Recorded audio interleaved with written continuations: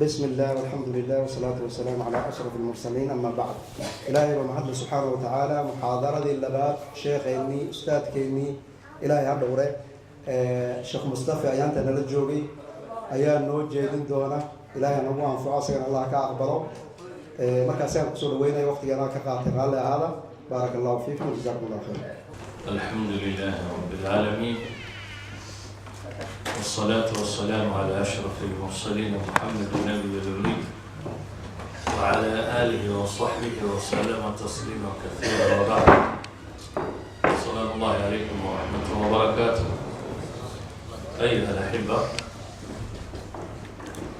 الدرس اللي ويدي runtii maaha درسي masaajid u cunta ولذلك waa ka tegaya. يعني درس ku saabsan atheism baa la weydiiyey ama ilxaad. halkana ma arkayo dhalinyaro fadhida ama dadkii dhibtaasi qabsanaysay kaba muuqato. hadday dhalinyaro jirto u baahana masjid furqaan Leicester 5 lecture oo isku xiga oo mawduuca ka warramayaan galay.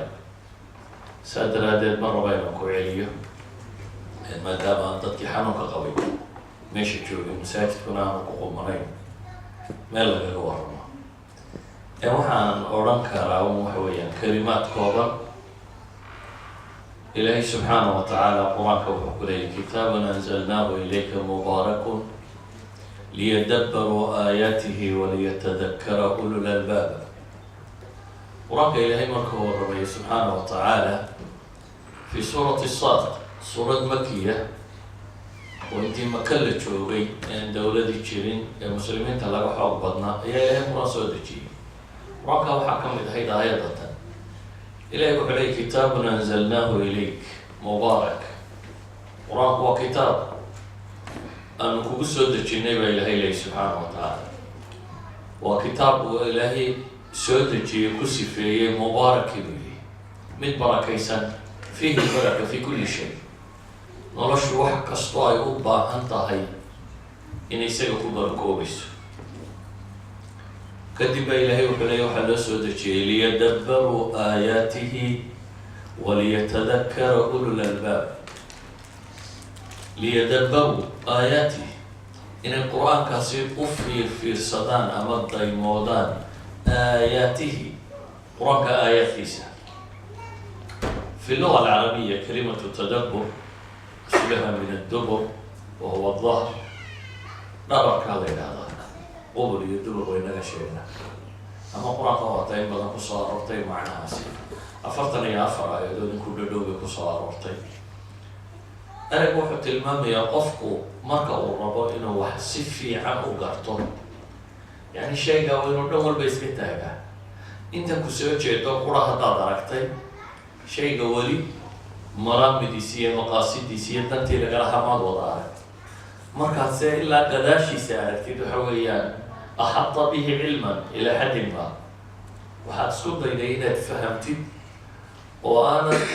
الفاظ أما رياضة أقول أخرنني مقاصدي معناها حباسات هي أسكت إذا فهمتي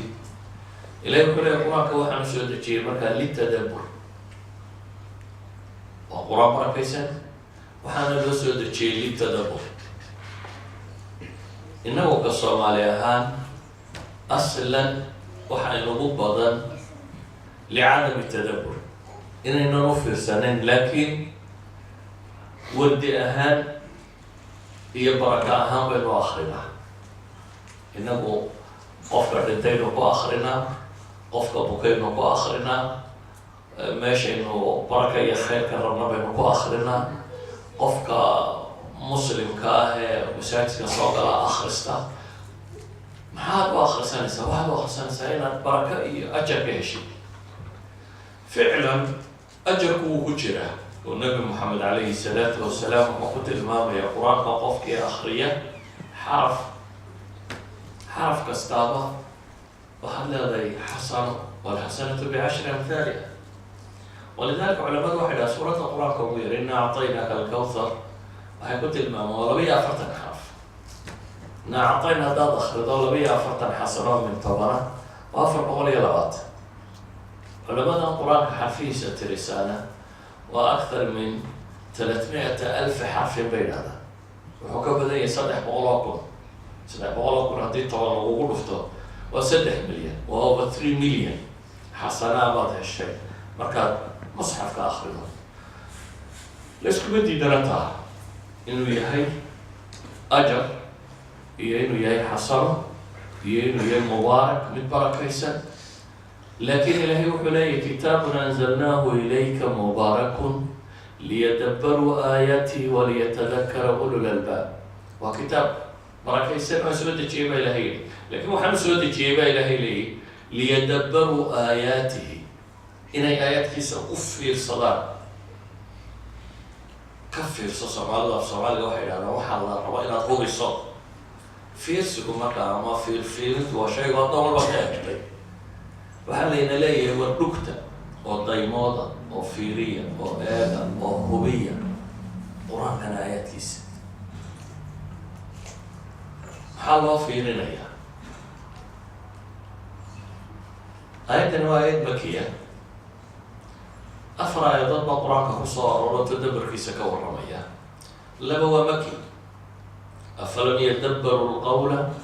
أم جاءهم ما لم يأت آباءهم الأولين أم لم يعرفوا رسولهم فهم له منكرون في سورة المؤمنين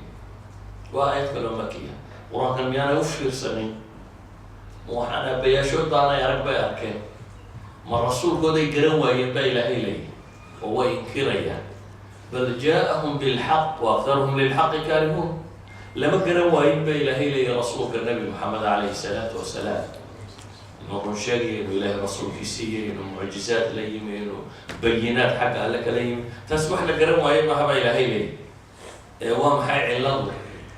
حق القرآن كلهم وأكثرهم للحق كارهون بإلهي انتو بدنا حق أنا يقرأين حق جديدين لبضنا آيات لبا آيات مكية لبا آيات مدنية ينكرها مسألة كورمية في سورة النساء إلهي وحليه سبحانه وتعالى أفلا يتدبرون القرآن ولو كان من عند غير الله لوجدوا فيه اختلافا كثيرا أفلا يتدبرون القرآن قرآنك بيكتشي سنة ينبغي لهين يوفر سنمايا قرآنك دايمون ما ياميا وهو كتشي سنة ولا يتدبرون ما فيرين أيان وما دايمون أيان إلهي وحليه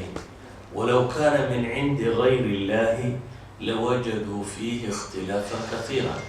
قرآنك ولا بشي بالة المامية ومضيه هوري أنبياء وحيوتين رسالة هي معجزة بينة كان بحثا بينات بيوتين عطينا يعني رسولي مثلا نبي موسى قول بالسوسي نبي صالح هل بعد حلقة صالح يوحي لنا ومعجزة وبينة رسول مدي ساعتين وحكوا له كتاب موسى التوراة لا يقعد نبي محمد عليه الصلاة والسلام يدعو إلهي بينات ربنا مسيئي هذا بينات وحوقنا لسيوا كتاب القرآن كتاب القرآن والله شيء مروح ويان رسولك الرسول لماذا سوحي عدينه هو معجزته والنبي محمد معجزته والرسول لماذا سوحي عدينه مرنا ورسالته وفرنتي إلهي الإسفلي الشرعي إذا إلهي القرآن هو حقولي قرآن كم يعني إيجب إلهي لي ولو كان من عند غير الله إلهي عد أنا حين هدو كي ماضو لوجدوا فيه اختلافا كثيرا وحي كتحيري لهاي اسبرامبرين بدن إيه اسبورين بدن إيه اسكهرمات بدن وسيور الحيلية آيات القرآن وحي تلمام سابين وراكها نظريات في علم جامعات كلا دكتور وحي جرى وحي لهدان falsification test ninkastoo aqoon-yahan oo saynisyahan oo paper cadda paper qora waraaq cilmiga qora waxay doontaa ka waranto waraaqda cilmiga markuu qoro waxaa la weydiiyaa inuu ku faafiyo meelaha cilmiga la yaqaano kadib waxaa bilaabma naqdin in la buriyo la dumiyo oo waraaqda ceebaheeda khubarada kale inay ka waranto hadday suganto markaas iyo la burin kari waayo oo ay awood waayaan ama ra'yiga uu soo jeediyey ninka aqoon-yahanka ay culamada kale ee aqoon-yahanada dunida ku firirsani ay naqdin kari waayaan waxaa la yidhaha falsification taski way ka gudubtay its theory marka waa nadariya fi hada albaab cilmiya oo la aqbalayo waayo waxay martay waa la isku dayin tanaaqud iyo godaloolo laga raadiyo marka godaloolo waa loo waayo haddii godaloolo laga waayo macnaheedu waxa weeyaan ra'yi la aqbalayo cinda alculamaa ilahay wuxuu ina leeyahy subxaana wa tacala qur-aanka ma fiirsada walow kaana min cindi gayri illah ilahay cid aan ahayn hadduu ka iman lahaa qur-aankani lawajaduu fiihi ikhtilaafan kaiira isbaraanbarin badan isdumin badan bay ka heli lahay nabi moxamed calayhi salaatu wasalaam waxaynu ognahay fi taariikh macruufa inaan waxna qori jirin waxna akri jirin bini aadamku qofka aan waxna qorin waxna akrinin waxay u yaqaaneen qof aan wax baranin caqligiisa mooyaane aan caqli kala urursanin aan tacliim gelin nabi maxamed calayhi salaatu wasalaam oo waxna qorin waxna akrinin ma suurtagal aha inuu la yimaado kitaab marka koowaad qof aan waxna qorin waxna akrinin ayaa buug qoray inaad aqbalaysa waa mar labaad buugga cajabtiisa haddii waxa dunida maanta culamo joogta nin waliba buug buu qoraa ama laba saddex laakiin wuxuu qoraa fiildka uu takhasuska u leeyahay ma jiro caalim mawsuuciyo fi kulli lfunuun wax ka qoraa ee caalim kasta oo wax bartay wuxuu qoraa ixda takhasusaat ama takhasusaadkiisa ka mid a oo weliba aan loo salimin wuxuu wada qoro markaa ama biology waxaa laga yaaba biology daraf yaroo kasii mida inuu qoro ama chemistry dacal yaroo kamid a physics in yaroo kamid a taarikh wax kamid a ama nin kasta oo takhasuskiisa kii dhaqaalo ka qora laakiin law kama warramo kii politics buu ka qora laakiin sciences kama warramo ka warran kitaab mawsuuca ah oo dhammaantood ka warramaya kitaab ka warramaya taariikhdii reer nebi aadama hore oo saxiixa waxaa laaliya wuxuu sheegay taariikhyahan ay sugan tahay kitaab tanabu-aya oo waxa dhici doona mustaqbalka ka warramaya iyo dunida tanisay noqon doonto iyo inay baabi'i doonto iyo aakhiro iyo in lasoo soo bixin doono iyo janno iyo naar ka warramaya kitaab ka warramaya muslimiintii kitaabkan qaatay iyo mustaqbalkooda wuxuu noqon doono inay guulaysan doonaan xoogaysan doonaan saa noqon doonaan kitaab ka warramaya mucaanidiintii ka hortimi iyo say ku dambayn doonaan kitaab ka warramaya dhaqaale ummadda muslimka iyo dhaqaalaha say u samaynayso iyo usuusha dhaqaale maanta waa ogtiino jaamacaadka reer galbeed baa waxaa lagu dhiga maxay islamic economics bay dhaha islamic economics wax kale maa oo warkii nebi maxamed calayhi salaatu wasalaam iyo qur-aanku ka warrameen 1400 sannadood ayaa maanta la leeyahay recessionkii dunida ka dhacay all other banks kamay badbaadin ilaa iyo kuwii islamic banking unbaa ka badbaaday baa lagu tilmaama yani 450 sano qof jooga waxna qorin waxna akrinin baa dhaqaale ka warramay kitaab ka warramaya qaanuun ixda alkhubaraa alqaanuniyiin yurub dhashay baa wuxuu leeyahay ma suurtagalaha inaynu gaadhno ama ku dhawaano buu leeyahay qur-aanku qaanuunka uu sheegayo qaanuun buu ka warramaya nololeed kitaab ka warramaya caqaa'id iyo bini aadamka iyo wuxuu rumaystay iyo dunida tan iyo xaggay ka timi iyo ilaaha abuurtay iyo siday sifaadka uu leeyahay kitaab ka warramaya akhlaaqiyaad values maxaa dhaqan ah maxaa bini aadamka value iyo la rabaa inuu ilaaliyo cadaalad dulmi run cafis ka warramaya akhlaaqiyaad oo dhan kitaab ka warramaya ayi fannin nolosha qofka bini aadamkii uu u baahan yahay wanunazilu min alqur'aani ma huwa shifaaun waraxmatun ilahay wuxuu leeyahay qur-aan baanu soo dejina qur-aankaasoo shifaa ah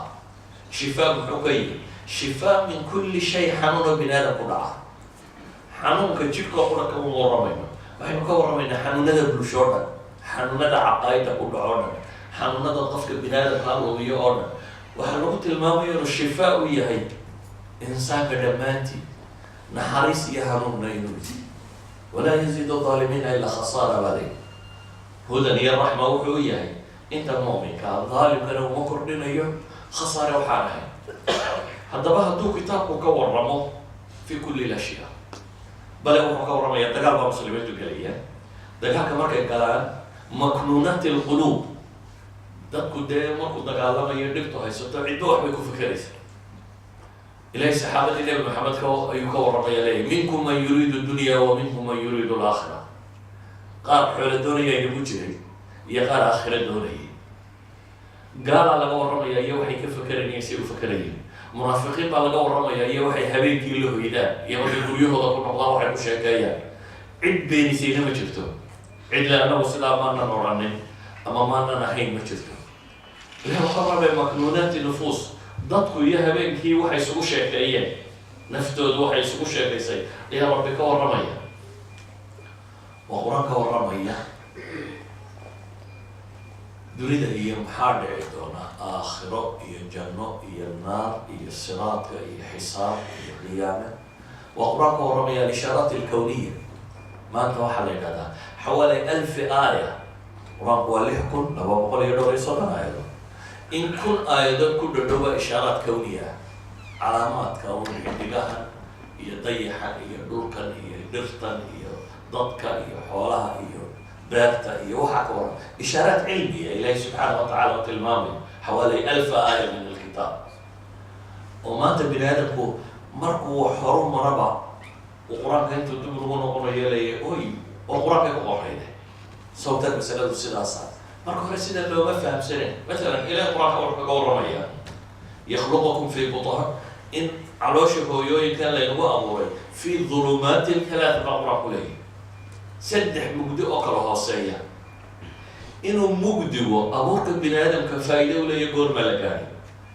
waxaa la ogaa sugaysa ay tahay مثلا نبقى واحد هذا شرع الله اسمه سين شرع الله واحد يقول رئيس الوزراء جوابته كسويسه وراء رئيس الوزراء كتم مصلحة هذا كل حرمتها هو واحد وآخريسها كومك كاستومير كنت علينا تفهمته ما شاء الله أقولي ويا دمك هذا حنا هذا وقف كرب القرآن كأنه فهمه وهو الرين وينو قرطا وريا كل هذا وهذا الكيا يوين تاني لو أنزلنا هذا القرآن على جبل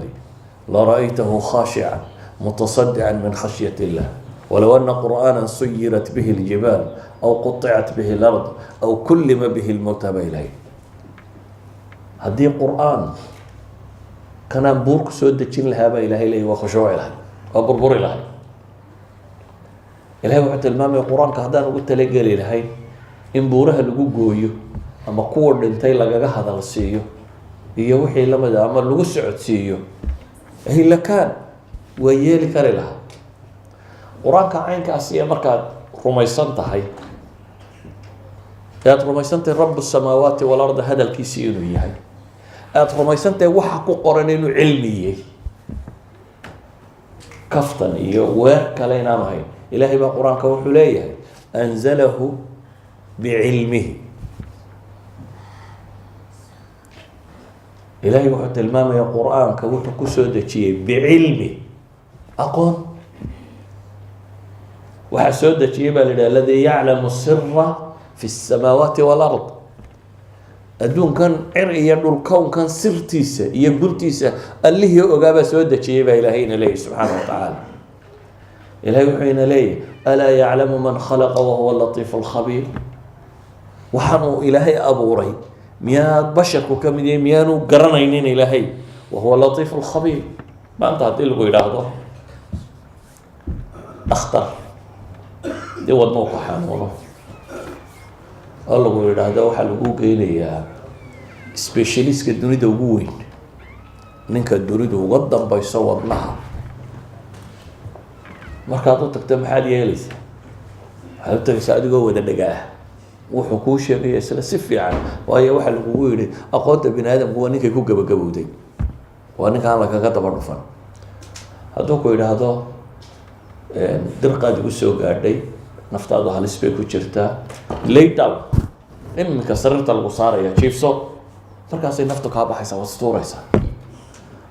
sababtu waa maxay anigu haddaan ku yiraahdo wallahi sakaraad baad wax laga yaabaa tara ma waa iska ladnay لكن إنك أمرك إلى هذا سكرات باتي شيف صوت شيف سنة وايو واحد كنت هنسنت يا قانتي بني آدم كأنه the maximum ka joogo halkii ugu dambeysay aqoon bina kalsoonidaasaa waxay keentay warkiisa inaad maxay u dhag raariciso ka warran marka lagu yidhaahdo waa ilaahay dunidan abuuray iyo cirkan iyo samadan iyo adiga iyo basharka iyo khalqiga iyo brofesorada iyo filosofarada iyo waxaan adiga agtaada ku weyn oo dhan hadalkiisii weeyaan kalsoonaa ku galaysaa inaad hidaayada de ka raadiso inaad u aragto isagu inuu yahay waa latest version baa lagu yihi rabu samaawaati walardi uu soo dejiyo waxaad qaadanaysaa kalsooni ah xulusha bini aadam uu u baahan yahy o dham inay halkan ku jirto waxaa bini aadam uu xal u baahan yahay saxaabadii nebiga iyo dadkan maanta maxaa udhexeeya intaasaa udhaxaysa waxay rumaysanaayeen iyagu kitaabkan uu nebi maxamed calayhi salaatu wasalaam korkooda ku akrinaya inuu yahay versionkii ugu dambeeyey ee revelation ee ilaahay xaggiisa ka yimaadee loo waxyooday inuu yahay war iyaga dantooda ka waramaya alxasan ibnu cali baa wuxuu leeyahay waxaan anagu rumaysnay kitaabkani rasaa'ilu min rabbi alcaalamiin inuu yahay waraaqo rabu samaawaati walardi uu noo soo diray haddaad rumaysantahay waraaq ilaahay soo diray oo adiga uu kuu soo diray dadka barh baa markay qur-aanka akrinaya waxay ka fakeraan abibakar iyo abijahl iyo niman baa isdilay iyo koox horo maratay markaa kitaabkaagu turaas buu noqonayaa haddaa waxuu noqonayaa folklorkii dadkii hore iyo dhaqamadii hore haddaad ka fakerayso ilaahay markuu leeya yaa ayuha aladiina aamanuu haddaanad u fiirsanin waanad garanin kan mu'minkee la sheegaya waa adiga waayo qur-aan damboo soo degayaa ma jiro yaa ayuha aladiina aamanuu ilaahay wuxuu kula hadlaya ilaa qiyaamaha qofka mu'minka imanaya la hadlaysa kuwii markaa joogo qura maaha kuwii markaa joogay ilaa qofka qiyaamaha imanaya ayaa ilaahay ku leeya yaa ayuha aladiina aamanuu laa tuqadimuu bayna yaday illaahi warasuulih kuwii ilaah iyo rasuulba rumeeyayo waxba ha kala horumarina ilaah iyo rasuulkii ee weydiiya wax kasta iyaga waxay idin yidhaahdaanu u dhaqma baa la tilmaamaya qur-aanka caynkaasa haddaad rabto inaad akrido markaa ilahay wuxuu tilmaamaya allahu nazla axsana alxadiidi kitaaba mutashaabiha mathaniya takshaciru minhu juluud aladiina yakhshawna rabbahum waxaa la tilmaamaya qur-aankani inuu yahay mid kuwa mu'miniintii markay akrinayaan jidhidhacooda qabandhacyooda waidaa tutla calayhim aayaatuna aayaadka ilaahay marka lagu akriya baa la dhihi ma daataan iyagoo summan wa cumyaanana iyagoo iska dhegaya indhala ma daataane iyagoo fahmaya oo u fiirsanaya bay daataan baa ilahay leeyahy subxaana wa tacaala qofka mu'minkii markaasi qur-aanka markuu maqlo yata-ahar bih wuu raadaynaya raadayn qura maahe qur-aanka markuu maqlo waa timetablkiisii yowmiga ahaa afkaartiisii wuxuu u baahnaa buu ka qaadanaya wuxuu ku dhaqmay maxaad maanta samaysaa timetablekaaga eegeysay weeyaan qur-aanku sidaa ogeed ilaahay wuxuu leeyahy subxaana wa tacaala gaaladii nebi maxamed la joogtay waxay arkeen qur-aankani inuu dadka raadaynayo dee ilaahay baa wuxuu qur-aankiisa ku leeyahy ina fii dalika ladikraa liman kana lahu qalbun aw alqa samca wa huwa shahiid inta qur-aanka aayaad laga soo warramaa la yidhi ina fii dalik arrinkaasi baa ilaahay leeyahy subxaana wa tacaala ina fii dalika ladikraa liman kana lahu qalb hanuun iyo wax ku qaadasha ugu sugan cid qalbi leh liyundira man kaana qalbi xayiya mad leh qof nooloo soo jeeda oo raba inuu wax faa-iido liman kaana lahu qalbun aw alqa samca baa ilahay yidhi oo dhegta raaricinaya qorayshi waxay yidhaahdeen laa tasmacuu lihada alqur'aani walgaw fiihi lacalakum taglibuun bay idhahdeen qur-aanka ha dhegaysanina ee markaa aragtaan isagoo nebi maxamed akrinaya ku buuqa oo marka la isfahmi waayo dee dadku iska kala dareeri doonaa iyaga bolosigoodu kaasoo ah waa bolosiga mediyo ilaa maanta ku shaqeeyo maalinba shay yar bay qabtaan buuq bay ka furaan dunidao dhan ilaa ay kaa dhaadhiciyaan dunida baad tidhaahdo show waa gubanaysaa waxa ay sheegaan waayo bini aadamka haddii warka loogu celceliyo markaa dambe runbu moodaa waa warkii coblas miyaa la odhan jiray wasiirkii dacaayadda ee hitler ayaa wuxuu lahaa media qaacidadan isagaa keenay bay dhahay warka ku celceli run baa loo qaadanayaa buu yihi sheega uu jarmal waa guulaystay dadku inay guulaysanay rumaysanayaan إذا قريش waxay leedahay walghaw fiihi lacalakum taglibuun ku qayliya waxaa mudantiin ilahayna muxuu ina leeyahay waidaa quri'a alqur'aanu fastamicuu lahu wa ansituu lacalakum turxamuun qur-aanka haddii la akriya baa ilaahay yidhi dhegaysta oo aamusa maxaa aamusa loo yidhi ma dhegaysto la yidhaahdo bini aadamku inta badan hadalka iyo dhegtu mar ma wada shaqeeyaan waa la aamusaa si aad wax u fahamtid waa la hadlaa dabeetana waa lagu dhegeysanaya laakiin haddii qof walibana hadlo adiga iyo qofka wada hadduu isna hadlo adna aad hadasho labadiinaba hadal wadaan dee isfahmi maysaan bini aadam wuxuu rabo inuu si fiican wax u fahmo waa inuu aamusaa ilaahay markaa wuxuuna leeyahy subxaana wa tacaala inta badanna labadani way isku xidhan yihin sidaa ogeed baa inta badan dadka dhagabeela in badan oo kamida waa maxay carabkana waa beelaan yani dadka dhagabeelaa ma hadlaan ama agu odhanaya mar hadduu dhagaa beelo ilahay wuxuuna leeyahay qur-aanka dhegaysta oo aamusa markaa maqashaan iyadoo la akrinayo si aa u fahamtaan weeyaan walidalika ayuha alxiba ilaahay munaafiqiin buu ku ceebeeya afalaa yatadabbaruuna alqur'aana am calaa quluubin akfaaluha gaalaa lagu maagay afalaa yatadabbaruuna alqur'aana walow kaana min cindi gayri illahi lawajaduu fiihi ikhtilaafan kaiira innagana waxaa laynagu yihi kitaabun anzalnaahu ilayka liyadabbaruu aayaatih kitaabun anzalnaahu ilayka mubaarakun liyadabbaruu aayaatih waliyatadakara ulul albaab waxaynu u baahanay markaa musxafku ama kitaabka qur-aan sidaynu u akriyayno iyo sidaynu u aragna inay isbedesho oo haddii aynu rabno inaynu qur-aankan wax ka faa-iidno qiradiisana waxaa laynoo jecelaysiiye laynoogu tilmaamay ajar badan baa laga helayaa si aynu xidhiir ula yeelano aynan ka durkin nabi maxamed calayhi salaatu wasalaam wuxuu leeyahy yaa rab ina qowmi itakaduu hada alqur'aana mahjuura tolkay qur-aanka waa ka hijroodeen buu leeya ilaahayow hajru lqur'aan imaa inaad qiraa'adiisa ka hijrooto imaa inaad camalkiisa ka hijrooto imaa inaad taxkiimkiisa ka hijrooto imaa inaad fahamkiisa ka hijrooto wuxuuba waa hijra laakiin waa hijraad kala nooc ah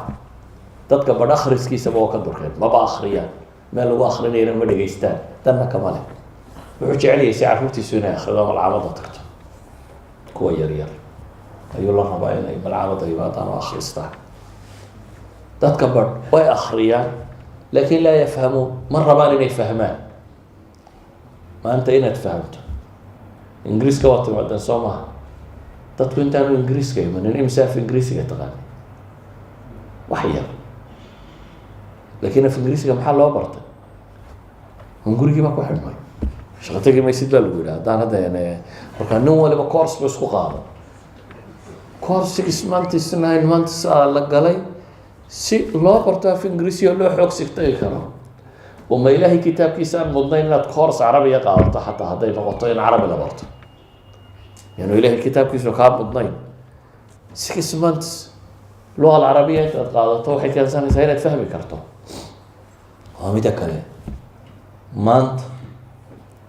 kitaabka qur-aan afafka ugu badan ee dunida lagu hadlo isagoo sharaxan oo qoran buu ku qoran yahay oo la sharxay wuxuu ku qoran yahay ama la helaya isagoo dhegeysiya haddaad rabto inaad qur-aanka fahamto maanta haddaad af ingiriisi garanayso tafsiir af ingiriisiya iyo mid af ingiriisi ku duuban oo audio iyo labadaba waad helaysa haddaad af soomaali garanayso mid af soomaali ku duuban iyo mid sharxayo qoranba waad helaysaa haddaad af taamiil garanaysa haddaad afkaad garanaysaba faransiis ingiriisi german waxaad ku hadashaba waad helaysaa isagoo lagu fasiray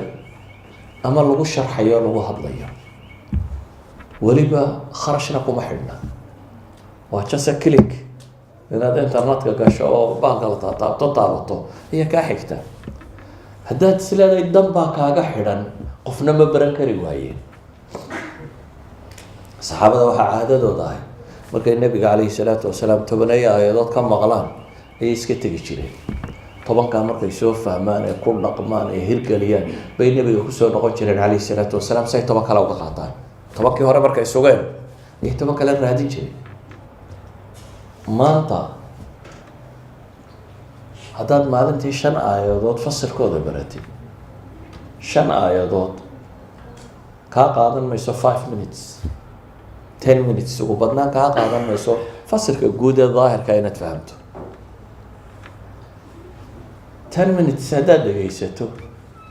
maalin kasta 5 aayadood dhegaysato waqti yar baad ku dhamaynaysa haddaad page badhkii dhegaysato waa meelaha 5 aayadood ama 7 aayadood meelahaasu noqonaya dee musxafkan Malik Khalid waa 604 page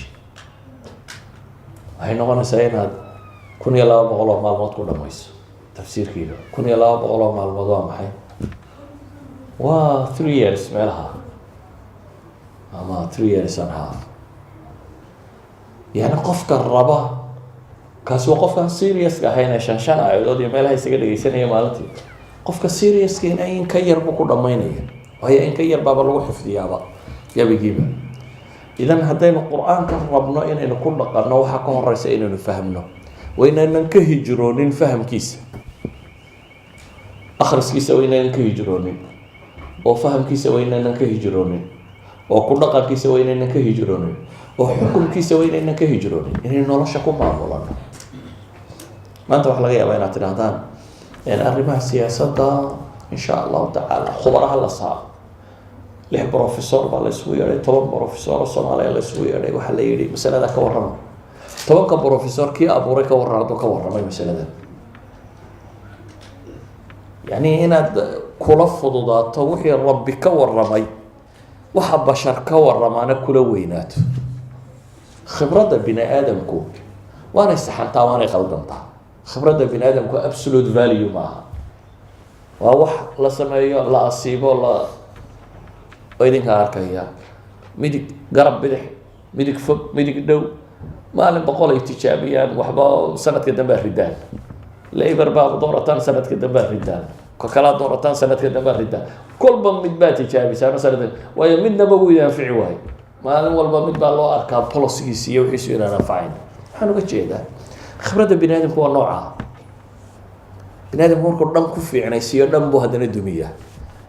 markuu cabaar wadaba ceebtu muuqata marka salayna ka inaga daaya mid baa ceebtan daboolo dhan ku fiicnada isna meel kale dumiya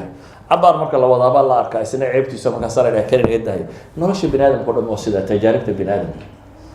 qofba meel buu ku fiicnaadaa meel uu xumeeyaa meeshu xumeeyay markay biirbiirtaan dadka ceebtu u muuqata waa ridaan waxaad u malaynaysaa rabbu samaawaat hadduu ku hago waa suurtagal hagista si aad u fahamta inay qaldanto waa suurtagal wadaad wax qalday iyo qof wax qalda waa la arkaya maaha inuu kitaabku qalday waa adigu saad wax u fahamtay aduu wax ugala baxday baan ahayn qaabkii saxa ahayn laakiin aslan haddaad aqbasho inuu rabbu samaawaatku hago waad harun samaysa ilaahayna wuxuu ina baray waan markaa iska hortaagtaan waxa iga baridaan taa ha noqotaba ilaahayna yidhi soo qof kasta ma tukado markay tukano waxa koowaad aynu ilaahay weydiisana waa maxay intaynu ammaano oo nidhaano ilaah wadaanu ku caabudaynaa wadaanu kaalmo ku weydiisanaynaa inoo gargaar aynu waxaynaa ilaah waxaad noogu gaartaa jidka toosanna hanuun nagu tusi jidkii nebiyada iyo saalixiintu mareenna tusi jidkii yahuudiya nasaare martay ilaahu naga weec faatixadu waa intaa macnaheedu ka waran nin intuu halkan taagaya caynkaa leh markuu dabadda u baxaan alle kitaab alle dantay ma oga yuu waala qof wax ilaahay ka bariyo markuu helana diidayo ka waran yuu miyir qaba mise waalay maxaasi ah haddaad intaad ilaahay is hortaagto mise ilaahay marka la hortaagay waxaynaynu sheegaynay nan garan ilaa intaynu ilaahay iska hortaagnay oo ammaanay oo sheeganay inaynu isaguun caabudayno inaan cid kale fooda dhulka u dhigayn oo aad halkii jidhkaaga ugu sarraysay kabaha halkaad ku hayso ku xoqday salaadda waa caynkaa halka cagaa la dhigaa baynu madaxa dhignaa innagoo le ilaahu caqligan iyo qalbigan ba adaanu kuu hogaaminay adaa abuurtay dabeetana waxaad leedahay ilaahu hanuuni oo igu hanuuni jidka toosan ilaah ugu hanuuni jidkii nebiyadu mareen siraata aladiina ancamta calayhim kuwaad u nimcaysay jidkoodii ilaahu i mari ilaahu hay marinin gayri lmaqduubi calayhim wala daaliin kuwii aada lumisay ee nasaaro ahaa iyo yahuud jidkoodana ilaahu hay marinin markaad baxdana aad tidhaahdo its okay riba in la qaato its okay in waxaa la sameeyo وده محد كده عينيسي waxba qaldan markaa there's something wrong xuma inaga qaldan ma waxaynu ka hadlaynaa inaan fahmaynin ma kitaabkan waxa ku qoran baynaan fahmaynin ma iimaankeennan baynaan fahmaynin ma laa ilaaha illa allah muxamed rasuulullah it's a contract aad ilaahay la gelayso waa ballan aad leedahay ilaahu adigana waxaan kuu rumeeyey ilaahnimo iyo in keligaa lagu caabudo nebi moxamedna ergeygaad soo diratay inuu yahay addoonkaaga iyo rasuulkaaga baan u rumeeyey yacni dariiqaaga ciddaan u maraya inuu isaga yahay baan rumeeyey adaan ku raacaya waddadaan soo marayaana waa taa uu nebi maxamed keenay calayhi salaatu wasalaam waa intaa tawxiidkaad sheeganaysaa marka ayuha alxiba ilaahay munaafiq iyo gaalba wuxuu ku caayay oo lagu ceebeeyey qur-aankaanay u fiirsanin afalam yadabbaruu lqowl baa ilahay yidhi afalaa yatadabbaruuna alqur'aan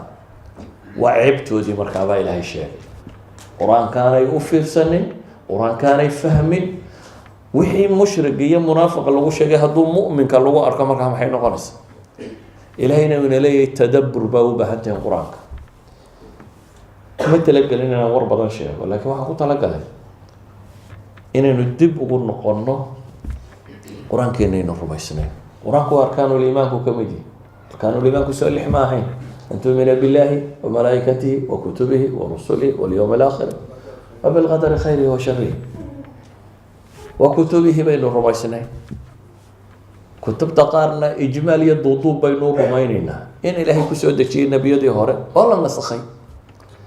kitaabna waxaynu u rumaynaynaa ka inaga laynoo dhiibay layidhi ku dhaqma inuu yahay oo qur-aan ah marka waxaynu u baahan nahay ilaahay wuxuu ina yidhi qur-aanka waa fudaydiyey ciddii fahmaysa wuu fududiyey dhegaysta ku dhaqma waxaa laynoo tilmaamay cilmi inuu ku jiro ilaahay cilmigiisii inuu kusoo dejiyey waxaa laynoo tilmaamayaa in danta laga leeyatay yuriidu allahu bikum اlyusra walaa yuriidu bikum اlcusra waxaa laydinku soo dejiyey aakhirana inaad janno gashaan oo naar ka badbaadaan adduunkana in nolosha laydin fudaydiya baa ilahay yidhi yuriidu bikum اlyusr ilahay nolosha fudayd buu idinla doonaya inuu idin fudaydiyo marka warka waxaan kusoo koobayaa xidhiidhka aynu la nenay ilaahay kitaabkiisa aan cusboonaysiino aanu aragno dadkeenna waaweyn in loo soo dejiyey innagu mid waan ku ammaanano caruurtaynu daba wadnaa laakiin aan garanno qur-aanku in dadka waaweyn loo soo dejiyey caruurta weli waa yaryihiin waxaynu u baraynaa waxa weeyaan markay weynaadaan mustaqbalkooda dambe insha allahu ha anfaco